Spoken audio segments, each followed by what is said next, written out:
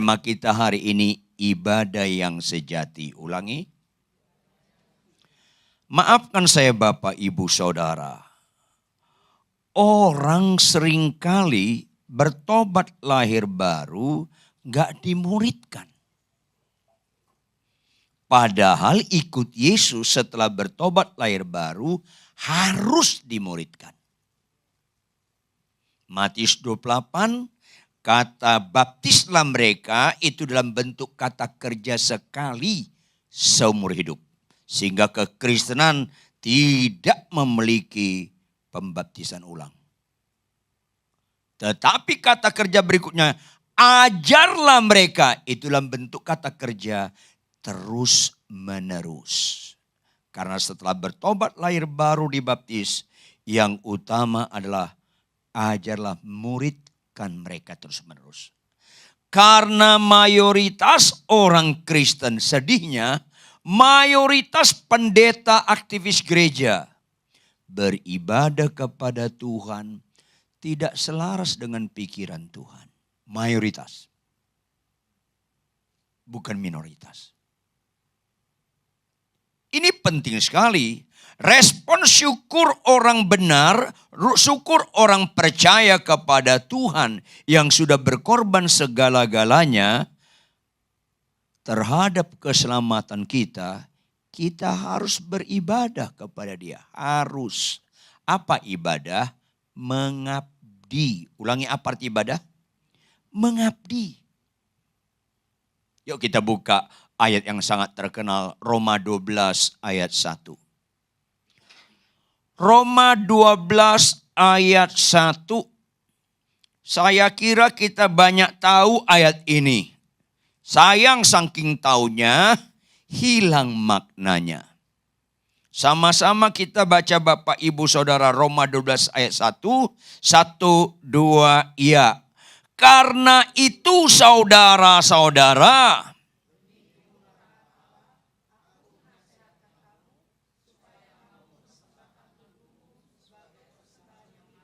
yang kudus dalam ayat ini puncaknya di mana? Berkenan kepada Allah. Itu puncaknya. Ibadah gak ada kaitan dengan berkenan pada kita. Ini penting sekali Bapak Ibu Saudara. Ini respon terhadap pengenalan akan Tuhan melalui pengorbanan Yesus Kristus di kayu salib pada perikop sebelumnya. Ingat, jangan lupa Alkitab dari sononya nggak ada pasalnya, nggak ada ayatnya, nggak ada. Judul perikopnya pun nggak ada dulu. Karena semuanya bentuknya bentuk surat. Halo? Masih ada nggak Anda pernah tulis surat? Anak-anak muda mungkin nggak pernah tulis surat lagi kayaknya.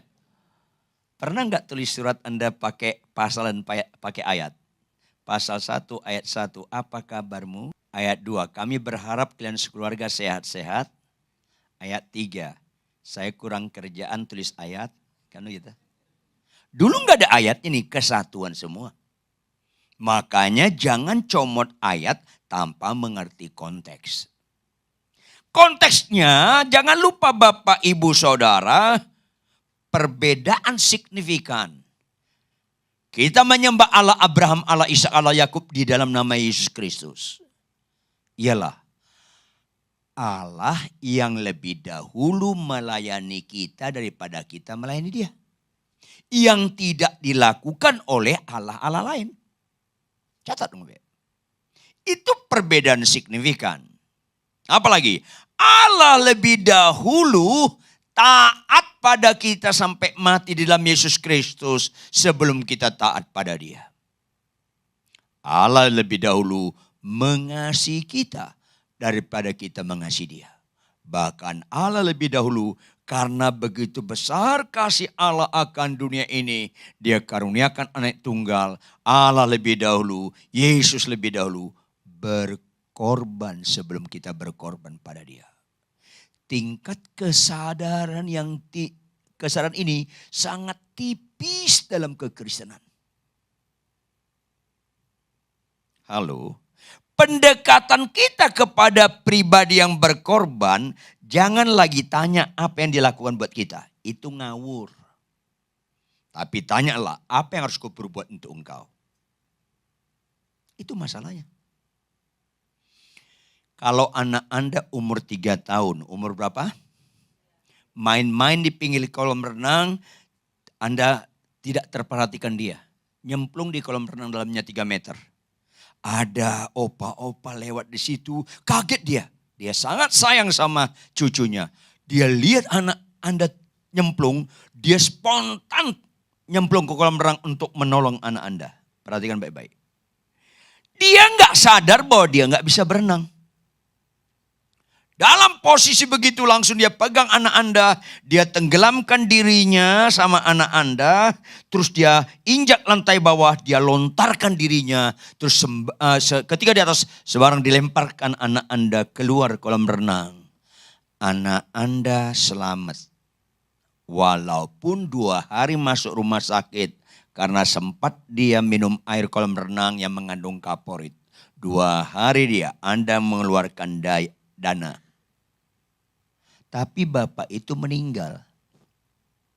Halo, cocok enggak Anda datangi rumah duka di mana istri bapak yang meninggal itu nangis, anak-anaknya menangis, menantunya menangis, cucunya menangis. Anda cocok enggak datang ke rumah duka? Bu, nggak usah nangis bu. Loh, kamu siapa? Suami ibu agak terlambat nolong anak saya. Masuk rumah sakit 2 hari. Loh jadi gimana? Keluar biaya saya. Karena suami Anda agak terlambat menolongnya.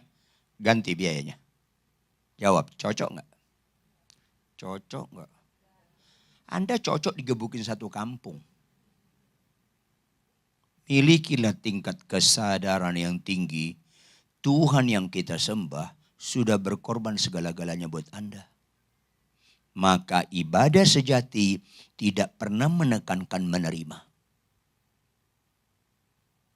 Karena itu, saudara-saudara, kalau Alkitab bicara saudara, itu di kalangan orang percaya, satu darah, darah Kristus. Saudara-saudara, demi kemurahan Allah, apa itu kemurahan Allah? Dia korbankan anak yang tunggal, mati dikuburkan turun dalam kerajaan maut, bangkit pada ketiga melucuti kuasa maut. Hai maut dimakan sangatmu sehingga dibatalkan kita binasa kekal. Dia turunkan Roh Kudus kepada kita. Dia nyatakan Immanuel, Allah menyertai kita. Sekali-kali tidak pernah dia tinggalkan kita. Sekali-kali tidak pernah membiarkan kita. Sehingga pencobaan apapun yang kita alami tidak pernah melampaui kekuatan kita. Itu kemurahan Allah.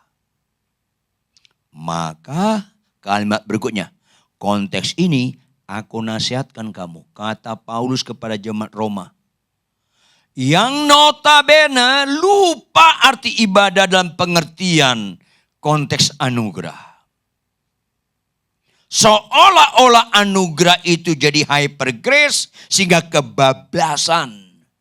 Berkedok di belakang anugerah sehingga seenaknya hidup orang Kristen. Seorang pendeta pernah datang ke saya, Pak Ridwan, jujur Pak Ridwan, anugerah Tuhan lebih besar enggak dari dosa kita? Ya, lebih besar dosa kita. Oleh karena itu Pak Ridwan jangan main-main Pak Ridwan. Apa itu? Biarpun istri saya 2, anugerah Tuhan tetap lebih besar, tetap saya masuk surga. Kamu kesetanan. Justru anugerah Tuhan itu besar, membuat kita takut akan Tuhan. Kerjakanlah keselamatanmu dengan takut dan gentar. Jangan seenaknya. Anda nggak ngerti anugerah kalau begitu.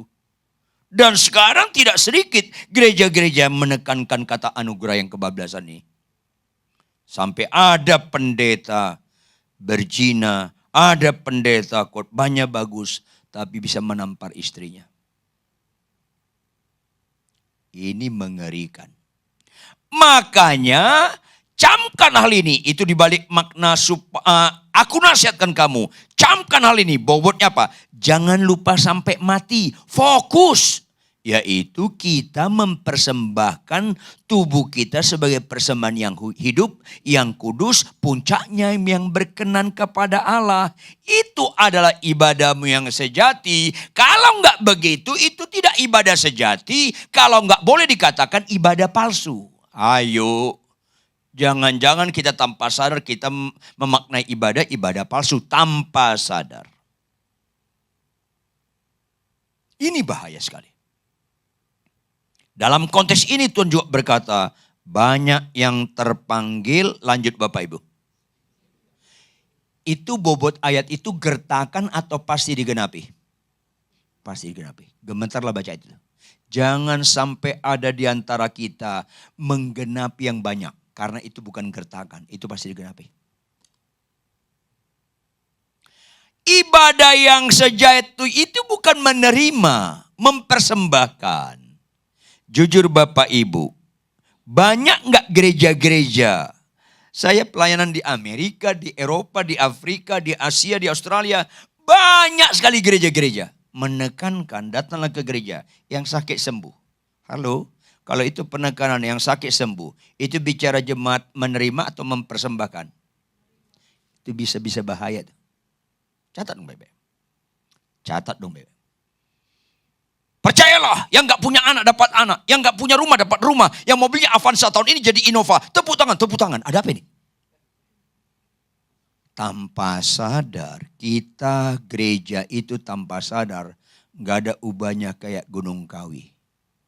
Orang ke Gunung Kawi supaya dapat sesuatu.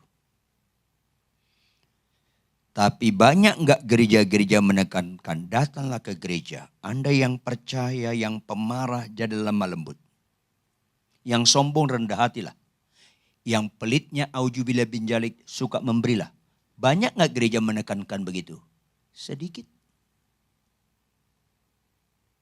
Akhirnya bukti ibadah yaitu perubahan hidup mengarah kepada karakter Kristus. Makin jauh.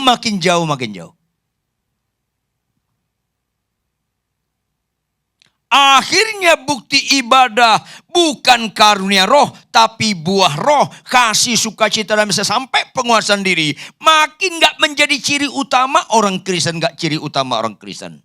Ngawur Bapak Ibu. Kalau Anda beribadah, kelakuan kita gak makin lama makin baik. Anda, saya tidak pernah beribadah. Catat baik-baik. Kalau kita beribadah, kelakuan kita nggak makin lama makin baik, makin benar, pasti kita nggak ibadah. Ini masalahnya. Makanya di gereja itu, di kalangan orang percaya itu dibagi dua. Dibagi berapa? Dibagi dua. Jangan keliru Bapak Ibu. Gereja nggak dibagi dua. Protestan atau Katolik. Bukan. Itu bukan perbedaan signifikan. Anda akan ngaco kalau itu ukurannya. Protestan atau karismatik. Itu bukan perbedaan signifikan. Maafkan saya Bapak Ibu. Ada nggak orang Protestan mati masuk neraka? Jawab dong. Ada nggak orang Protestan mati masuk neraka? Ada nggak orang Katolik masuk neraka? Ada nggak orang karismatik masuk neraka? Ada. Itu bukan menentukan. Halo. Apalagi tambah lagi apa? Gereja kalian tepuk tangan nggak? Itu bukan perbedaan signifikan. Orang tepuk tangan bisa masuk surga, bisa masuk neraka. Karena itu sama sekali tidak menentukan. Ayolah. Gereja Anda bahasa roh enggak? Itu tidak menentukan, sama sekali tidak menentukan. Siumanlah Anda. Jangan ada di antara Anda anti bahasa roh, sekaligus jangan ada di antara Anda mengutamakan bahasa roh. Karena itu tidak menentukan. Kok ngelawan muka lo? Ayolah. Akhirnya kita membedakan gereja dengan yang lain. Enggak pada penentu, bukan bicara yang menentukan, bukan. Akhirnya Tuhan sedih pada ibadah karismatik, Protestan, Pentakosta, Katolik. Sedih Tuhan karena bukan yang perbedaan signifikan yang menekankan. Menunjukkan nggak ngerti ibadah. Kita buka Matius 7 ayat 24 sampai ayat 27. Dibagi dua. Bagian pertama ayat 24-25. Bagian kedua ayat 26 sampai 27. Ini bagian pertama. Perhatikan Bapak Ibu. Setiap orang, lanjut. Stop. Kalau mendengar perkataanku kata Tuhan, mendengarkan firman enggak? Ya. Berarti ini orang ke gereja enggak? Ke gereja. Mendengar perkataanku. Lanjut apa? Dan melakukannya. Dan melakukannya. Ia sama dengan orang yang bijaksana yang mendirikan rumahnya di atas batu. Kelihatan orang itu beribadah ketika mengalami kesulitan. Ayat 25. Kesulitannya. Apa ayat 25? Kemudian turunlah hujan, datanglah banjir, lalu angin melanda rumah itu. Tetapi rumah itu enggak rubuh. Sebab didirikan di atas batu. Enggak rubuh. Kalau mendirikan rumah di atas batu, itu jangan Anda pikirkan konteks sekarang. Pikirkan konteks Yesus ngomong. Yaitu prosesnya sulit. Nggak ada teknologi yang seperti sekarang. Manual pakai tangan sampai berdarah-darah. Satu lubang untuk tiang rumah yang harus memerlukan beberapa tiang. Satu lubang itu pekerjaan lama sekali. Pemuritan. Ini penting. Lain dengan konteks kedua. Lihat konteks kedua. Ayat 26-27. Apa katanya? Tetapi setiap orang yang mendengar, sama mendengar perkataan Tuhan, mendengarkan firman. Sama orang ini dengan yang pertama dalam mendengarkan firman. Sama. Perbedaannya lanjut. Dan halo, perbedaan signifikan orang percaya atau enggak percaya bukan bisa khotbah belum tentu beribadah. Bernubuat belum tentu beribadah. Mujizat-mujizat itu bukan ukuran ibadah. Pelaku firman atau tidak pelaku, ini yang menentukan. Bersyukurlah Anda sebelum meninggal dengar khotbah hari ini. Supaya kalau tahun depan meninggal agak beres hidup kita ini. Supaya kita tidak gagal fokus. Jangan merasa Anda rohani, Anda bisa khotbah. Jangan merasa rohani, dia banyak mujizatnya. Jemaatnya ratusan ribu. Jemaat ratus ribu bukan ukuran rohani. Ada apa Kristen ini? Catat Bebek, big church itu blunder. Catat dong Bebek, big church itu blunder. Karena big church, gereja jemaatnya banyak. Itu dikagumi manusia tapi sama sekali nggak dikagumi Tuhan. Catat dong baik-baik. Kok nggak rela wajah Anda ini? Saya khotbah di Surabaya, jemaatnya banyak banget. Terus gembalanya ngajak saya makan. Lagi makan lewat sekitar 12 atau 15 orang lewat. Dia sapa gembalanya. Salam Pak Gembala, salam katanya. Salam Pak Ridwan, salam. Mereka lewat bilang, siapa? Jemaat saya Pak Ridwan. Oh, siapa namanya? Ya enggak hafal dong. Lu kira keren itu? Gembala itu mengenal domba-dombanya. Jangan sesat. Jangan kagum dengan jemaat banyak. Kecuali Anda lestarikan kebodohan Anda. Ayolah. Jemaat saya bertengkar. Saya bilang, Bapak Ibu, tahun 93 masalah kalian sama. Tahun 97 ini pertengkaran kalian.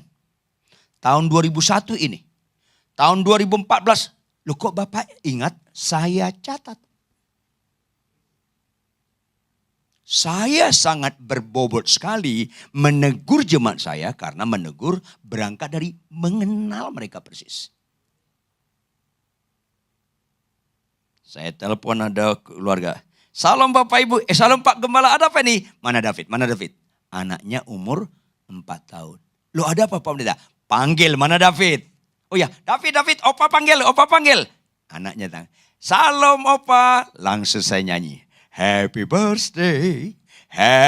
Loh, Kok Pak Pendeta tahu? Saya catat. Halo, Anda pernah ke dokter nggak? Dokter Anda catat nggak? Ada record Anda nggak? Kalau Anda gembala lebih buruk menghafal daripada dokter, jangan jadi hamba Tuhan lah. Ini tanpa sadar, jujur jawab. Yesus mampu nggak memuridkan 200.000 orang? Kenapa 12? Karena bicara kualitas, bukan bicara kuantitas. Ini masalahnya. Di akhir zaman ini makin bangga jemaatku banyak, gerejaku banyak. Halo, berapa persen mereka masuk neraka nanti? Ayolah.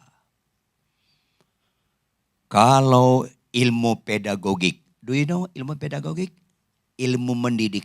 Zaman saya dulu satu kelas 40 orang. Sekarang idealnya satu kelas itu 16 orang. Udah hebat itu 16 orang. Kalau bisa 12. Karena bisa komunikatif. Karena kita nggak bicara sekedar mengajar tapi juga mendidik. Tuhan Yesus muridnya 12. Jawab, berapa yang gugur? 12 muridnya, berapa yang gugur? 1. Jawab, kalau 24 muridnya. Kalau 24 muridnya, berapa yang gugur? Berapa yang gugur? Bukan itu matematikanya. 13 yang gugur. Karena Tuhan bicara 11. Bukan gitu matematikanya. Ampunlah mereka Tuhan. Karena mereka tidak tahu mereka ucapkan. Kalau 12 gugur 1. Kalau 24, 13 yang gugur. Karena 11 yang paling cocok berkualitas. Ayolah. Rasanya kalau jemaatnya bertahun-tahun cuma 40 kurang diurapi. Siapa bilang? Hati-hati Anda menilai menurut sudut pandang manusia. Karena apa? Untuk bicara, lihat ayat 25, ayat 26-27. Kemudian turunlah hujan dan datanglah banjir. Lalu angin melanda rumah itu. Sehingga rubuhlah rumah itu. Dan hebatlah kerusakannya. Jawab Bapak Ibu. Masalah orang kelompok pertama pelaku firman. Dengan masalah orang gak pelaku firman. Sama gak masalahnya? Gak baca ya? Sama.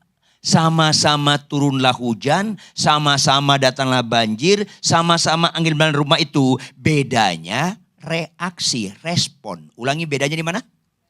Reaksi, respon. Jawab saudara, di luar orang Kristen ada enggak istrinya cerewet? Di luar Kristen ada enggak istrinya cerewet? Di dalam Kristen ada enggak istrinya cerewet? Ada lagi, lihat saya dia, itu ada. Ada. Jangan sesatlah. Ada. Masalahnya kita bapak-bapak, kita tumbang atau tidak tumbang. Itu masalahnya. Kok ibu-ibu senang banget? Halo? Jangan sesat. Saya lihat khotbah-khotbah murahan mengerikan yang bisa menyesatkan jemaat. Apa itu? Orang benar gak mungkin kena COVID-19. Ini kan sesatnya orang. Jangan dengar khotbah-khotbah yang seperti itu. Masalahnya sama. Orang benar gak mungkin sakit kanker. Siapa bilang? Ada apa Kristen ini? Kok khotbah yang tidak benar yang dikhotbahkan? Orang benar gak mungkin mati dibunuh. Ngawur lagi nih. Jawab. Anda Kristen atau bukan? Apa arti Kristen? Pengikut Kristus. Kristus matinya dibunuh gak? Besar kemungkinan orang benar itu mati dibunuh. Orang pengikut. Ada apa sih Kristen ini? 12 muridnya 1 bunuh diri. 11 muridnya yang lulus. 10 mati dibunuh. 1 dibuang ke Pulau Patmos. Potensi kalau Anda benar Kristen yang benar. Kemungkinan banget mati dibunuh. Ada apa Kristen ini? Kok ketawa Anda mengandung penolakan? Halo? Kalau karena iman kita mati dibunuh, itu orang-orang istimewa. Karena apa? Karena kita hadapi tingkat kesulitan yang sangat tinggi, reaksi kita tetap memberkati yang membunuh kita. Bukan hanya Kristus contohnya, Stefanus, Bapak jangan timpakan kesalahan pada mereka. Berbahagialah kalau saya dalam mengikuti Yesus, satu kesempatan ketika saya meninggal, saya dibunuh. Berarti dipercayakan Tuhan mengalami tingkat kesulitan yang tinggi, reaksi saya tetap bagus. Itu kan keren banget. Tapi nggak mungkin itu terjadi kalau pasanganmu maki, Anda balas maki. Maka latihan terutama di rumah. Kalau bagus di mimbar, nggak bagus di rumah, itu pasti penipu. Catatlah baik-baik. Kalau bagus di mimbar, nggak bagus di rumah, itu penipu. Di rumah terutama perkawinan. Makanya lembaga pertama Tuhan ciptakan di bumi, lembaga perkawinan. Adam dan bukan Adam dan Tejo. Bukan Hawa dan Rita. Sampai mati pun, terbalik pun bumi ini jangan pernah berkati perkawinan sejenis. Terbalik pun bumi ini jangan pernah berkati. Karena itu tingkat kejujuran pelaku firman di perkawinan. Karena nggak ada orang menikah dengan yang cocok. Pernikahan yang cocok menikahlah dengan orang nggak cocok. Maka tumbang nggak Anda dalam menghadapi pasangan Anda. Itu ukuran rohani, bukan khotbahmu, bukan mujizatmu, bukan nubuatmu. Ada hamba Tuhan dikagumi di Indonesia. Tapi rumah tangganya berantakan di luar negeri sana. Halo. Orang bisa kita bohongi, Tuhan gak bisa kita bohongi. Kalau istri kita marah-marah, kita balik marah, memang gak pernah berakar dalam firman. Kalau istri Anda dengan kasar berkata, aku nyesal kawin sama kamu, ayo kita cerai. Anda balas dengan lemah lembut, kunyuk, oh lemah lembut loh, tapi tajam. Kunyuk. Rekam sampai mati, aku jauh lebih nyesal kawin sama lo. Detik ini juga kita cerai, kayaknya berwibawa.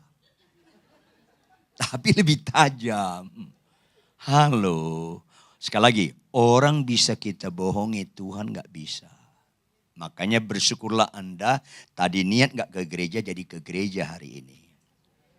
Karena Tuhan kejar Anda.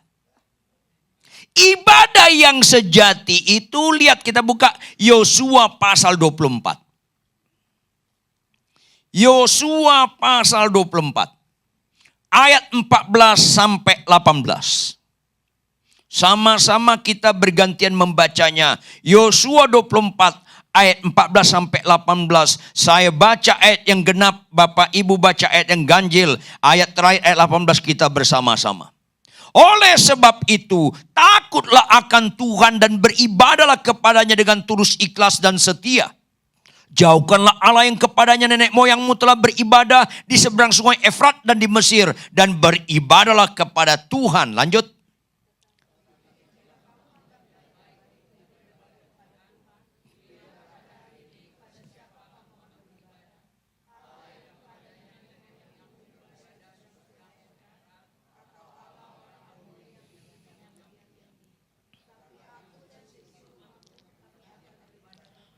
Lalu bangsa itu menjawab, jauhlah daripada kami meninggalkan Tuhan untuk beribadah kepada Allah lain.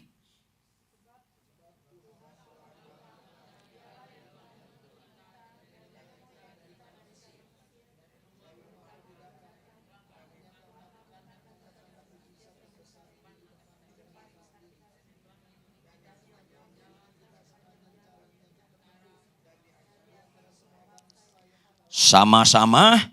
Tuhan menghalau semua bangsa dan orang Amori penduduk negeri ini dari depan kita. Kami pun akan beribadah kepada Tuhan. Yes. Tahu nggak konteksnya? Konteksnya setelah Tuhan tolong mereka keluar dari Mesir. Melewati padang gurun adanya tiang api dan tiang awan. Ditolong Tuhan tapi masih banyak orang bandel. Akhirnya ada orang-orang tertentu yang nyampe. Angkatan Kaleb dan Yosua, hanya Kaleb Yosua nyampe. Sampai di sana mereka diberkati oleh Tuhan, diberkati oleh Tuhan. Akhirnya mereka gagal fokus. Fokus mereka berkat, bukan si pemberi berkat. Halo, 10 orang sakit kusta, pernah baca? Datang ke Tuhan Yesus, jawab. Berapa mereka yang percaya Yesus sanggup menyembuhkan mereka? Jawab dong. Berapa mereka yang percaya Yesus sanggup menyembuhkan mereka? Semua. Berapa yang akhirnya berfokus pada sumber berkat? 1. Makanya kesembuhan bukan ciri utama ajaran Kristen. Catat dong baik-baik. Sampai diperkenankan murid-muridnya diperhadapkan 10 sembuh. 10 sembuh. 9 menyedihkan hati Tuhan. Dengan pertanyaan retoris. Petrus dan kawan-kawan, bukankah semuanya telah sembuh? Di manakah yang 9 lagi? Kata di mana bukan Tuhan gak tahu. Tuhan tahu persis. Tetapi itu pertanyaan retoris. Pertanyaan yang butuh direnungkan jadi pelajaran. Bahwa kesembuhan bukan tujuan utama Kristus. Tapi pertobatan tujuan utama Kristus. Maka semua rumah tangga dalam orang Israel harus beribadah kepada Allah. Beribadah kepada Allah bukan hadir secara lahiriah doang. Hadir secara lahiriah harus dong. Ini bahaya loh. Kadangkala gara-gara COVID-19 ibadah online, banyak sekarang betah ibadah online. Itu bahaya loh. Ibrani 10 ayat 25, jangan jauhkan pertemuan-pertemuan ibadah. Pertemuan artinya secara hadir secara fisik. Kecuali kau lumpuh gak bisa jalan, perlu kita datang ke rumah lo. Jangan pura-pura gak dengar. Mana ada sikap benar kalau ibadah online. Kadang-kadang ibadah online bisa sambil tiduran di tikar, lihat handphone dan sebagainya. Kadang-kadang kameranya gak dibuka, sambil dengar, sambil makan kacang. Kalau saya Tuhan, saya bilang petir sambarnya orang. Kosong loh. Kristen. Norak. Nyambung gak sih? Ya nyambung lah orang Anda yang saya maksud. Ayo kita buka Matius 15 ayat 8 dan 9. Akhirnya mereka ibadah secara lahiriah. Tapi hakikatnya mereka tidak ibadah.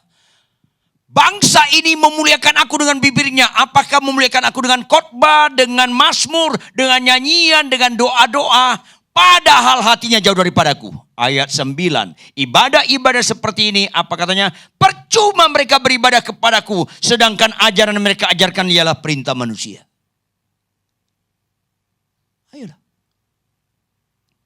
Bapak Ibu maafkan saya. Kalau Anda lebih sedih anakmu sakit kanker daripada anakmu malas baca Alkitab, Anda gak ngerti ibadah. Saya ulangi, kalau Anda lebih sedih anakmu sakit kanker daripada anakmu malas baca Alkitab, Anda gak ngerti Kristen. Kok gak rela muka lo? Halo, bagi orang benar kanker gak serius. Gak taat baca Alkitab tiap hari. Serius, saya kasih tahu Anda Bapak Ibu anak-anak muda.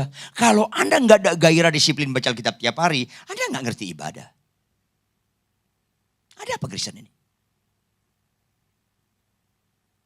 Halo, kanker serius bagi orang gak percaya. Kanker gak serius bagi orang percaya. Catat dong baik-baik. Kanker serius bagi orang gak percaya karena pasti mati ke neraka. Kalau orang benar kanker mati masuk surga. Ayo dong. Jujur saya ulangi lagi khotbah pernah saya khotbahkan di sini kalau gak salah. Jujur Bapak Ibu anak-anak muda. Anda niat gak hidup selama-lamanya di bumi? Niat gak? Niat masuk surga enggak? Ya niat matilah. Ada apa Kristen ini? Jujur kalau kita ke Surabaya, kemana? Paling efektif naik pesawat atau jalan kaki? Ayo dong, konsisten lah. Kalau kita masuk surga harus mati. Paling efektif untuk mati, kanker atau bisul? Enggak ada masalah. Ada apa? Enggak ada upah kanker maut, upah dosa maut. Kalau anakmu melawan orang tua, kau nggak begitu sedih, kanker sedih, memang Anda nggak ngerti Kristen. Ada pendeta bilang, Pak Ridwan saya nggak setuju apa? Saya beriman umur saya 120 tahun, itu bukan iman. Ada apa Kristen ini? 120 tahun itu kuantitas bukan kualitas. Itu kebodohan. Loh kenapa bodoh? Kalau umurmu 120 tahun, adik kakakmu udah pada mati. Anak-anakmu pun jangan udah pada mati. Cucumu punya kesibukan, gak bisa diurus lo. Lu berak celana gak sadar, kencing celana. 120 tahun pasti udah sakit-sakit ngeri nih. Makanya Alkitab jujur, umur kita 70 tahun, lebih daripada itu 80 tahun. Upahnya penderitaan, 80 tahun aja upahnya penderitaan, apalagi 120 tahun. Ada apa Kristen ini? Ketawanya kok mengandung tangisan. Ayo jujur dong. Kalau umur 120 tahun, umur panjang ukuran rohani, jawab. Siapa yang bisa jawab? Yesus mati umur berapa di kayu salib? Kenapa gak umur 120 tahun? 33 something deh. Bapak ibu, mendingan Anda mati umur 40 dalam kondisi benar. Daripada 80 Anda gak mati-mati, tapi tetap pemarah, berak celana, nyusahin orang, terus minjam uang gak bayar, sampai tetangga-tetangga Anda nyumpain, kok belum mati-mati oma satu ini, sampai disumpahin loh. Emang lu kira umur panjang itu ukuran nilai? Kagak. Hidup benar itu ukuran nilai. Apakah pendek atau panjang umurmu, yang penting benar. Katakan amin. Tepuk tangan. Supaya sehat pemahaman kita. Buka 2 Timotius 3 ayat 5. 2 Timotius 3 ayat 5. Sama-sama baca Bapak Ibu. 1, 2, ya. Secara lahiriah mereka menjalankan ibadah mereka. Tetapi pada hakikatnya,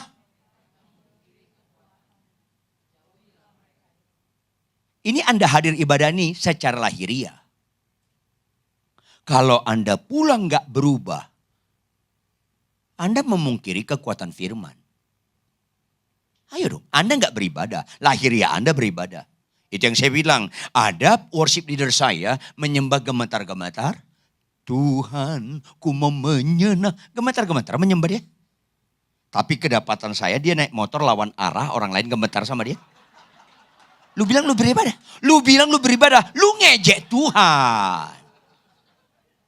Semua penyembahan terharu, keluar air mata silakan. Tapi itu drakor kalau nggak berubah kelakuan lo. Nyambung gak sih?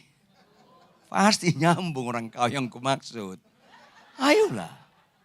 Kalau Anda sebelum dengar firman hari ini malas baca Alkitab, Tuhan sedih.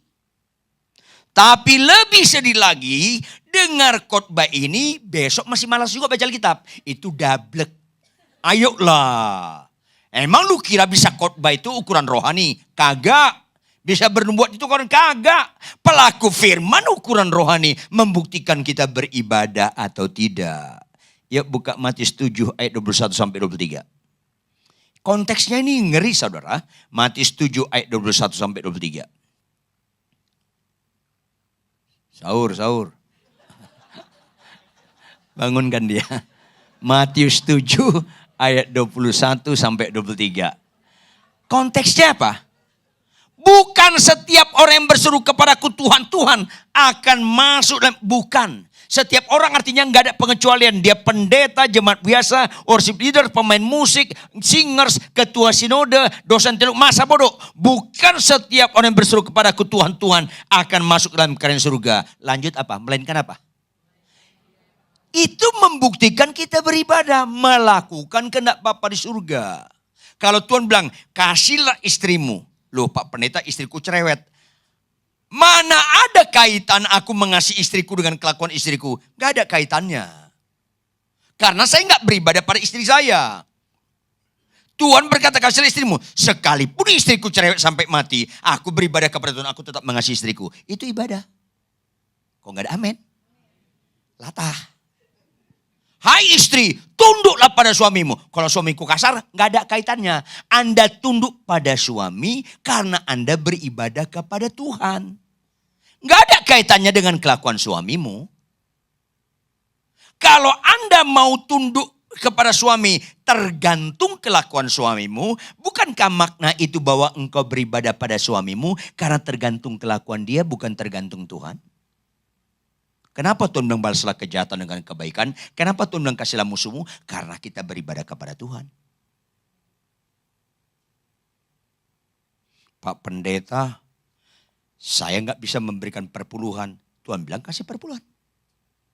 Loh Pak Pendeta, anak saya 5. Ya kenapa anakmu 5? Gaji saya 5 juta. Iya kenapa?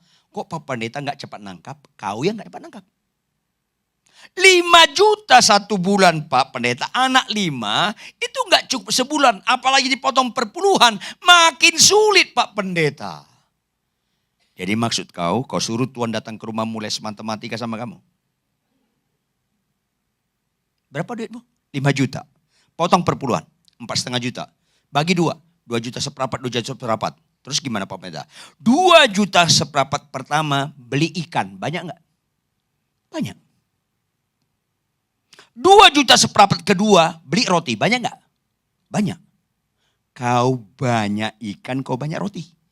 Tuhan Yesus punya 5 roti 2 ikan. Banyakan loh.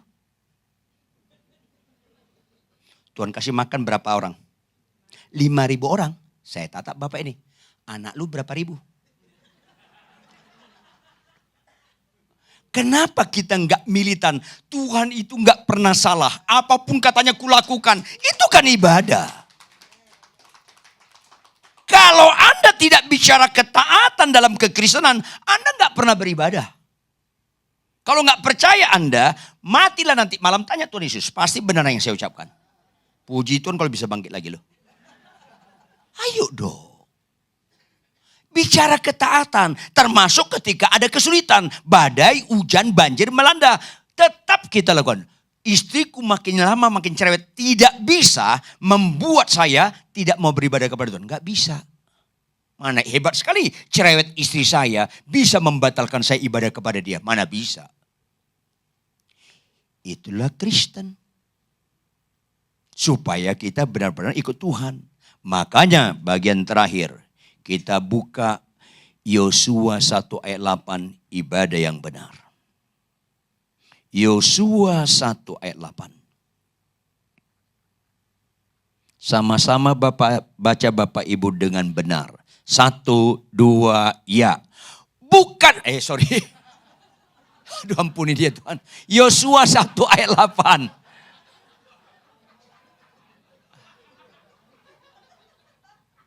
Pencobaan. Yosua 1 ayat 8. Sama-sama baca. 1, 2, ya. Janganlah engkau lupa.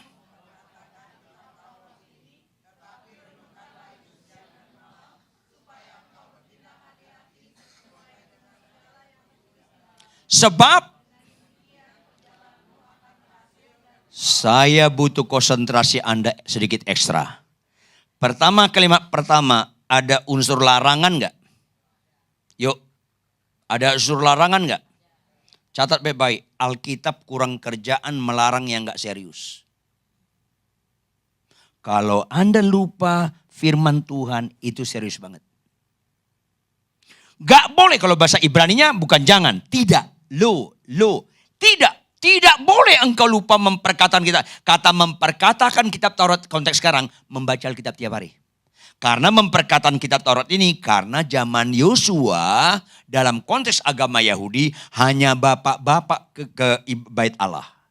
Diperdengarkan firman Tuhan bagian terakhir, bapak-bapak pulanglah, jangan lupa engkau memperkatakan firman hari ini kepada istrimu, kepada anak-anakmu, ketika kau berbaring, ketika kau duduk, ketika dalam perjalanan. Ini penting sekali. Siapapun Anda dan saya tidak disiplin baca Alkitab, mengerikan kekristenan Anda. Ini penting sekali. Ini serius. Kanker gak serius? Ayolah. Jangan serupa dengan dunia ini. Dunia ini menganggap kanker serius. Dunia ini nggak menganggap baca Alkitab, nggak baca Alkitab itu serius. Nggak. Ayolah. Nggak boleh engkau membaca Alkitab tiap hari. Kata berikutnya apa? Tetapi, nah loh. Kalau baca Alkitab itu terperinci. Baca Alkitab dengan merenungkan firman Tuhan siang dan malam. Halo, itu positif sama positif enggak? Kalau positif sama positif, kata penghubung enggak boleh tetapi dan. Bapak itu ganteng dan baik. Itu dan. Kalau tetapi Bapak itu ganteng tetapi melambai. Itu berarti berlawanan. Kegantengannya batal. Itu tetapi, kata tetapi menghubungkan dua kalimat yang berlawanan sehingga kalimat pertama gak ada bobotnya. Ibu itu cantik loh, tapi maling. Cantiknya hilang. Tahu gak artinya tetapi? Bapak, Ibu, baca Alkitab itu harus tiap hari. Ulangi, 1, 2, iya. Baca Alkitab itu harus tiap hari. Tetapi baca Alkitab tiap hari itu positif sampai limit tertentu. Jadi negatif pada limit berikutnya. Kalau kita baca Alkitab tiap hari tidak di follow up dengan merenungkannya siang dan malam. Itu kalimat kedua. Kata merenungkan, yang kita baca itu harus kita renungkan, kita khotbahkan kepada diri kita tembakkan kepada diri kita. Jangan pernah khotbahkan yang tidak kau lakukan. Itu bicara khotbah transformasi, bukan khotbah sekedar informasi. Jangan khotbahkan yang tidak kau lakukan. Sekarang banyak orang khotbah bagus, kelakuannya buruk. Ayo dong. Ini mengerikan. Baca Alkitab tiap hari, merenungkan lebih menyita waktu lagi. Karena baca Alkitab tiap hari kita bisa bangun pagi-pagi, baca Alkitab setengah jam, 1 jam, silakan. Tapi merenungkan itu terus menerus, lebih banyak menyita waktu. Baru berikutnya kata penghubungnya apa? Supaya. Supaya itu menghubungkan dua kalimat yang punya relasi pengakibat dan akibat.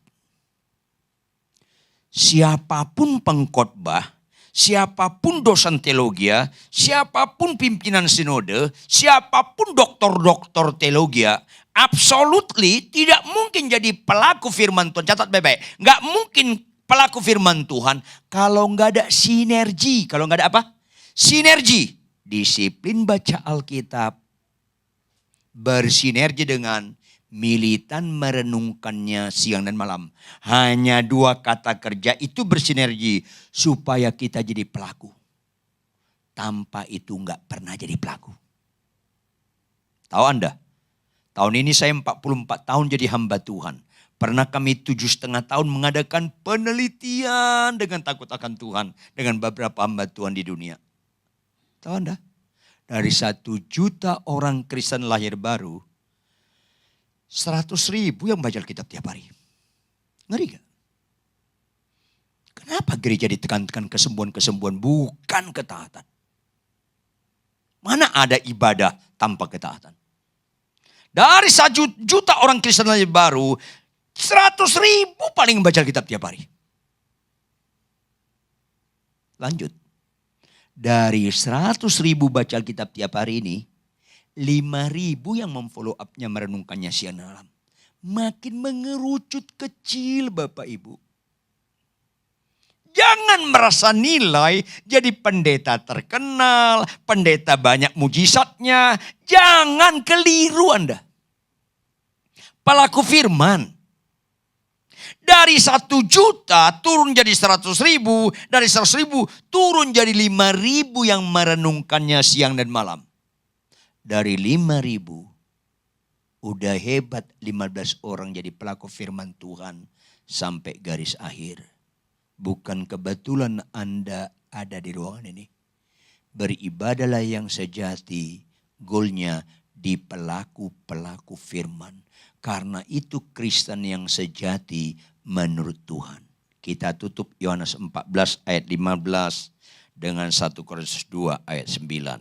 Yohanes 14 ayat 15, sama-sama kita baca Yohanes 14 ayat 15. Jikalau kamu mengasihi aku, lanjut. Fokus kita pelaku firman bukan janji Tuhan. Janji itu kita terima. Kalau pelaku firman fokusnya perintah. Jikalau kamu mengasihi aku, kata Tuhan, puncak tertinggi ibadah Kristen adalah mengasihi Tuhan. Kasihlah Allahmu dengan segenap, dengan segenap, dengan segenap. Itulah hukum yang terutama dan pertama. Caranya cuma satu. Menuruti segala perintah Tuhan. Kita bisa menuruti segala perintah Tuhan pelaku firman. Kalau ada sinergi, disiplin baca Alkitab, militan merenungkan siang dan malam. Dan kita bisa jadi pelaku-pelaku perintah Tuhan. Itu yang membuat kita beribadah yang benar. Baca 2 Timotius 3:16. 2 Timotius 3:16. 2 Timotius 3 ayat 16. Sama-sama kita baca ayat 16-nya. Sama-sama kita baca teliti. 1, 2, iya. Segala tulisan diilhamkan Allah memang bermanfaat untuk apa? Mengajar, menyatakan kesalahan, memperbaiki kelakuan. Kalau orang mau membaca Alkitab tiap hari, merenungkannya siang dan malam, pasti ada pengajaran bagi dia, ditunjukkan kesalahan dia, diperbaiki kelakuan dia, dan dididik dalam kebenaran. Maka orang yang beribadah yang benar pasti suka kekudusan, hidup dalam kebenaran, berhikmat, pelaku-pelaku firman Tuhan, dan menjadi surat-surat yang terbuka yang bisa dibaca orang. Dan orang seperti ini tidak mengejar berkat. Mengejar sumber berkat. Karena berkat yang mengejar dia. Orang seperti ini fokusnya perintah Tuhan. Bukan janji Tuhan. Janji Tuhan yang mengejar dia. Karena orang yang pelaku firman adalah mengasihi Tuhan. Kita bangkit berdiri, baca 1 Korintus 2 ayat 9. Pasti perjalanan kita berhasil dan beruntung. Karena apa? 1 Korintus 2 ayat 9 tegas sekali.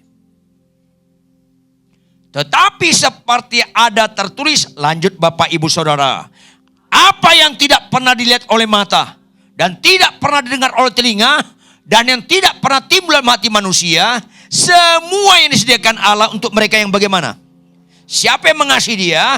Jikalau engkau mengasihi aku, engkau menuruti segala perintahku. Pulanglah dari tempat ini, beribadahlah bukan sekedar lahiriah. Bukan sekedar khotbah, bahasa roh, nubuat, bukan. Silakan lakukan itu. Bukan sekedar percaya sakit sembuh, Tuhan bisa menyembuhkan Anda. Tapi bukan itu fokus kita. Pulang tempat ini, jadilah pelaku-pelaku firman Tuhan. Sehingga si aku jadi Tuhan bagi diriku makin berkurang. Aku menjadi sebagai Tuhan dan berotoritas, berdaulat atas diriku makin berkurang. Yesus makin bertambah-tambah, berdaulat atas hidup kita. Kita nyanyikan lagu, Ku rindu setiap waktu, hidupi kebenaran-Mu. Amin Tuhan.